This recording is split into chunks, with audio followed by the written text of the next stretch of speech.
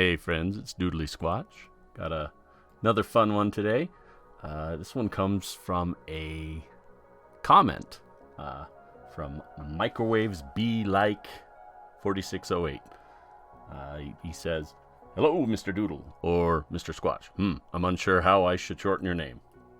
Anywho, it'll be really cool if one of these days you discuss whether or not you believe in ghosts. If not, why? And if yes, why? And do you have any scary paranormal stories that happen to you?" I feel like this could also go into cryptid territory. I mean, you are named after a cryptid, and it would be shunful? Sinful? Don't know. If you didn't talk about whether you believe in them. Ha ha ha.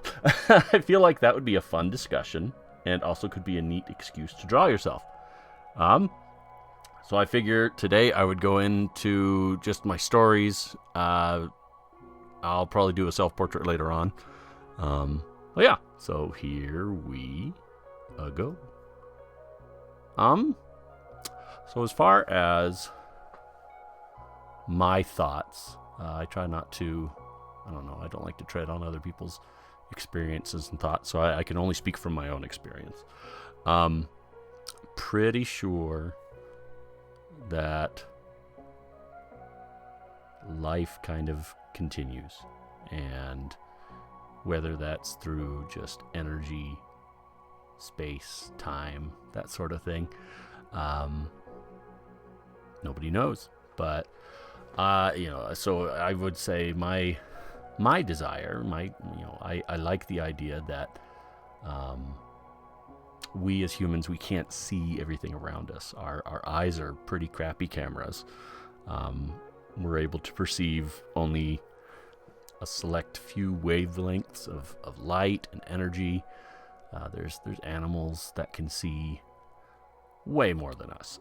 The mantis shrimp has hexnocular vision. I don't even know how many noculars that, it's 5, I guess. But they're able to see things on like the infrared and, all those sort of bandwidths in between.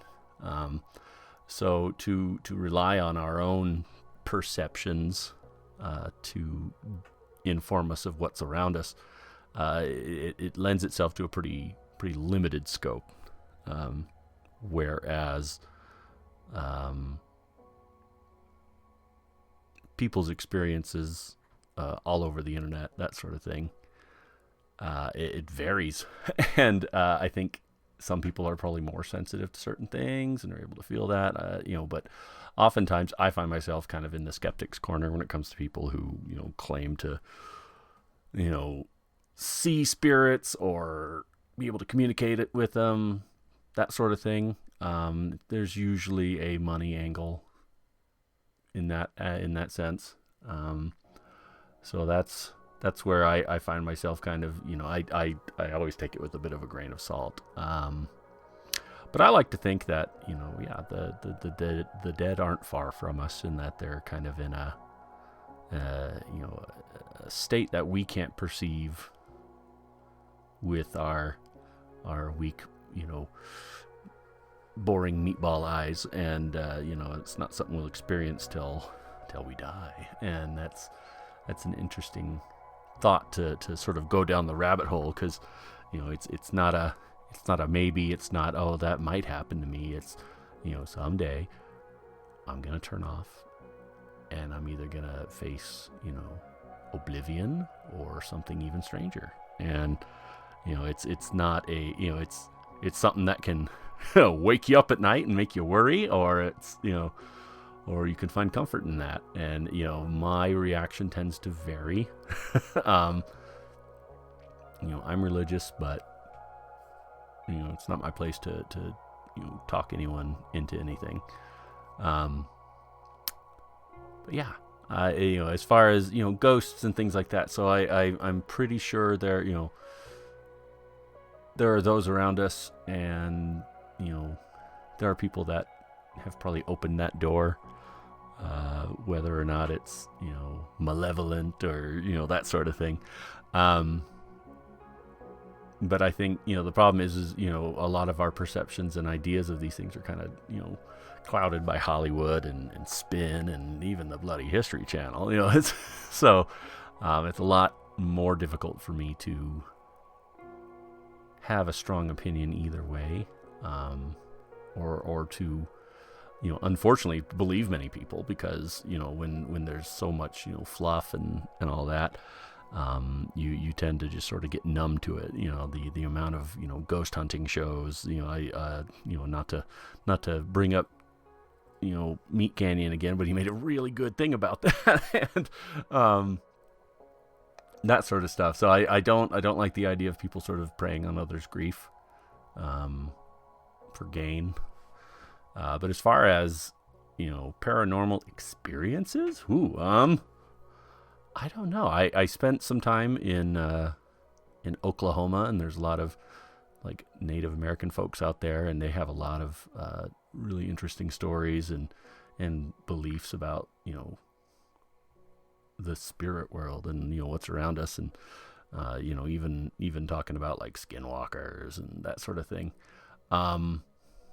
So my experience with them, getting to know a lot of the people there, they all had very strong feelings about that, and I could see why, given, when you're in a state where there's a lot of forest around, there's a lot of darkness, and that sort of thing. Also a very, very religious community, so there's, people are kind of, tensed up and strung that way, so that, they're gonna experience a lot of things. Funny enough, while I was in the town of Ada, Oklahoma, there was a Bigfoot sighting, and I remember my dad asking me, "You been sleepwalking, boy?" You so even his joke was that maybe it was me. Mostly because he was described as, big, hairy, smelled. So yeah, maybe I don't know. That was around 2004, but and then as far as it relates to my art, I love the idea of cryptids. I love the idea of ghosts and goblins and monsters and that sort of thing. I've been just engrossed with monsters since I was a little kid. I used to run around on all fours and tell people I was a werewolf. That was like my first favorite sort of monster. And with Ghostbusters being a fairly recent thing when I was little, and all that, I became very familiar with monsters. So, you got Minecraft kids now, or kids that, my nephew can fill me in on Poppy Playtime and Smiling Friends and all those other like Roblox horror games, so. But for me, it was monsters. I loved, my favorite movie was Beetlejuice. I had action figures from Ghostbusters. I love the ones that could turn into monsters, that sort of thing. So I've always, even if I don't, 100%, believe in it, I love the lore. I love the idea. SCPs are really fun. I love creepypastas, that sort of thing. But I mostly love creating my own things. Mr. Weird Tentacle Donut right here I'm working on. It's just fun to draw. I love drawing just bunches of guts, just puzzling out how they'd fall, seeing the gravity of them. But, back to little me, used to tell people I was a werewolf, that sort of thing. So it was never shocking to my parents that I was very into monsters, and that it's kind of stuck on me till today even. My kids are very familiar with scary movies. My son, when he was 3 years old, used to watch spooky movies with me, and he just loved it. And he watched Markiplier play Five Nights at Freddy's and that sort of thing. So that was very formative for him as well. But yeah, I appreciate the comments and giving me sort of an idea of what direction to go, what to talk about. it's always nice to have a springboard. So, appreciate that. Thanks. Thank you. Yeah, but what else is there to say? Any favorite cryptids? Ooh, I like Mothman. I know he's become a bit of a meme. Just love the sort of simplicity of Mothman. It's just, a silhouette with red eyes. Makes for a great cosplay, that sort of thing. Let's see. Not many local cryptids where I live. A lot of people talk about skinwalkers and that sort of thing, and don't want you shouldn't whistle at night and all that. I live next to a graveyard, so it's fine. I walk through there frequently, so it's not much of that's not too much of a big deal. But yeah, I don't know. I feel like people that want to kind of toy with that sort of stuff, they're the ones that tend to have bad experiences, and whether that's the other side getting a hold of them, or just them opening up their minds to perceiving those possibilities, that sort of thing. I am not an intelligent boy. I don't know everything, so I'm always happy to chat about things, and if I'm woefully wrong, or if I sound completely ignorant, then that's me. I don't know. That's it. I'm just a goose who likes to draw and talk. Let's see, but as far as the Sasquatch name, I wouldn't know how to shorten it. Probably Mr. Squatch. I don't know. Or you could just, Mr. Squatch. Doodly's kind of an interesting shortening.